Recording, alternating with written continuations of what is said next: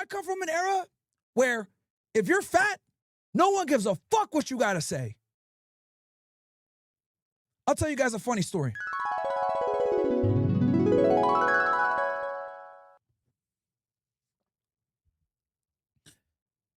Many of you guys might be familiar with a football star. His name is Jordan Reed.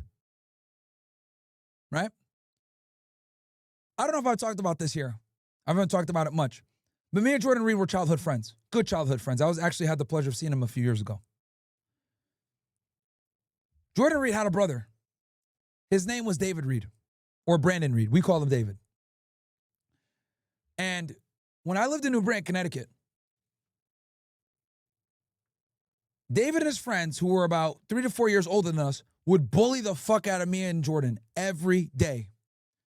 I used to hang out with Jordan every day. He was at my house or I was at his house every fucking day. We were playing basketball. We're fucking trading Yu-Gi-Oh cards. We're playing fucking football. Right? And when we played basketball, we would play basketball against David and his friends who were always older than us, who were older, stronger, bigger than us, right? We're in middle school. They're like in high school. They're fucking us up, bro. Right? They're fucking us up. And I remember vividly, Jordan was a little chubby. So David, like, you fat ass nigga, bong! Punch him in the fucking face, bro. It was vicious. It was vicious. Me, I was skinny. Oh, you ass nigga. Boxing me out, right? When we're playing basketball, whatever. Shoving me on the floor. Hard fouls. We'll call a foul. They'll be like, nah, we're not honoring that. You're a bitch. That's how it was. That's how it was. I got punched in the face plenty of times. Fucked up by these older niggas. And the thing I remember with Jordan the most was David always used to tell him he was fat, bro. You fat ass nigga. You ass nigga, you're so fucking soft. They used to bully the fuck out of us. And I think I've done this once on air, but I'm going to do it again. I want to give a fucking thank you to Brandon Reed. I want to give him a thank you. And all of his mean-ass friends. Because them bullying us forced us to adapt. It forced us to go to the basketball fucking court at 6 o'clock in the morning. It forced us to get in better shape so that we can run better full court presses and shit. It forced us to do shit outside of the basketball court to improve. It forced Jordan to lose weight. So when he went to New London and he played under Coach Cochran, he became the #1 quarterback in the fucking state. And then he eventually ended up going to a D1 school, and then he became an NFL fucking star.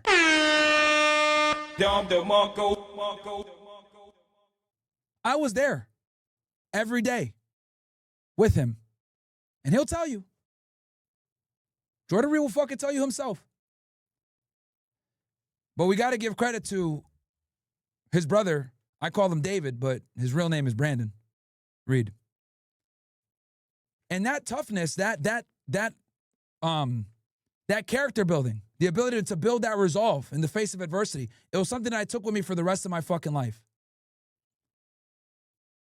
Whether it was the grit and the grind and understanding that, yo, I'm a Division I athlete now when I get to college and I was rowing, or being sent to the southwest border and fucking really kicking doors down, knowing there could be someone on the other side with a fucking AK-47 because his house has 50 kilos of fucking coke in it. That foundation was built when I was a kid. And it was built through fucking bullying.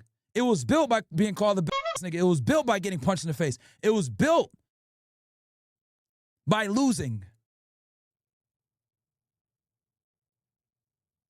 That tenacity, that mindset, it's gone. I don't see that killer instinct in young boys no more. When I meet a lot of these fucking young boy streamers, right? A lot of these streamers that are famous as fuck. When I meet these niggas, I don't see that killer instinct. I don't see that that I'm going to get it by any means necessary. I just don't see it. Niggas are in the gym. They do one set. Oh, it hurts. It hurts. Yo, we used to work out with Jordan and his brother. If anybody ever bitched about like, oh man, it hurts or whatever, bro, you were getting punched. You were getting punched, bro. You were getting fucked up. You were getting bullied. You were getting ridiculed. David used to tell Jordan he was fat every fucking day. You fat ass nigga, stop crying. Bong! Punch him in the face. I was there. Shut the fuck up. Bong again. I'm like, yo, David, stop. What the fuck's wrong with you? I push him. Bong in my face. Back then I cried. I was like, fuck, this sucks. But now 20 years fucking later, with my fucking gray hairs, I could look at the camera and say, thank you, Brandon. And I'm sure Jordan would agree with me. The young boys today don't have this fucking resolve, bro. Niggas are soft. How dare you get on a fucking camera and talk shit when your face is a fucking circle? How dare you get on a fucking camera and talk shit telling about, oh, pull up, nigga, when you can't even do one pull up? It used to be you only got respect if you respected yourself. AKA, you're in good shape. You got your shit together. You know how to speak properly. Your vocabulary isn't limited. You speak in the active voice versus the passive voice. These are all traits that are fucking cooked in today's society. If I'm going to be blunt about this shit for real, a lot of you guys are fucking redacted. Straight up. I don't give a fuck if I'm on YouTube. I'm demonetized anyway.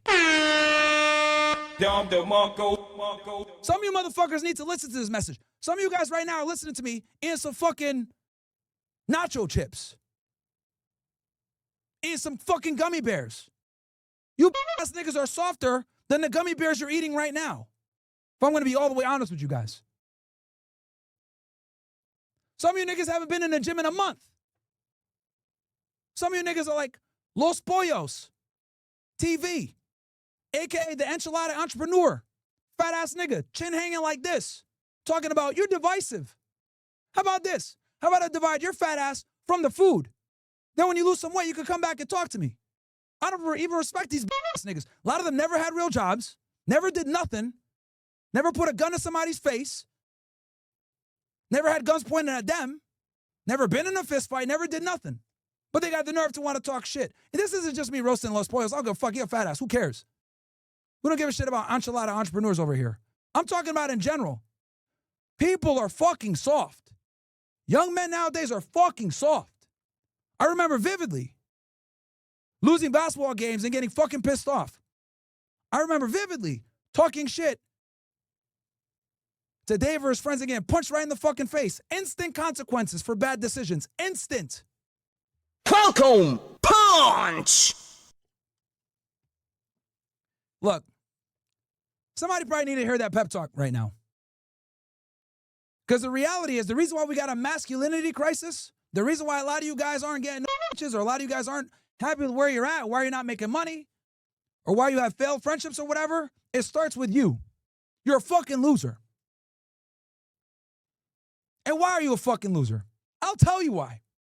Because you watch other fucking losers that got lucky. You over here watching Los Pollos TV or AMP or these other fucking talentless idiots. Let's keep it 1,000. Niggas got IQs of 67. They find a way to make some money with a camera on them, and you think, I can do that too. When in reality, them niggas got lucky. You're just fucking not. Well, let me just go ahead and do an IRL stream and make a bunch of money with no fucking experience or talent or skill set. The reality is most of y'all gonna fail, bro. The reality is most of y'all gonna have to get a job. The reality is most of you gonna have to contribute to society. You're watching a bunch of niggas that got lucky, hoping you're gonna be next. Sorry. Or The other option, you could be like me, build yourself up, decide to segue into this podcasting shit, and blow everybody out the water in 5 years. Because your life experience, the shit you've done, overrides everything else. Why do you guys think Andrew Tate was the most influential dude a couple years ago? He's a professional fighter, got punched in the face for a living. Every time he went into the cage, he didn't know if he was going to walk out that night. He didn't become famous until like his fucking 30s. So he had 3 decades of experience grinding, suffering. And he retells these stories, and people get inspired because there's something genuine about the hero's journey. If you guys watch movies from the 80s, I want you guys to go ahead and take a look at movies from the 80s. Rocky, Rambo, Terminator, whatever. All the characters look like fucking real heroes. They're in good shape. They're decisive. They're badass, etc. Now I want you to fast forward and look at the badass heroes of today. Skinny, not as muscular, effeminate. We don't know what gender he is, multicultural. Bunch of bullshit, if I'm going to be honest. And that should tell you guys something.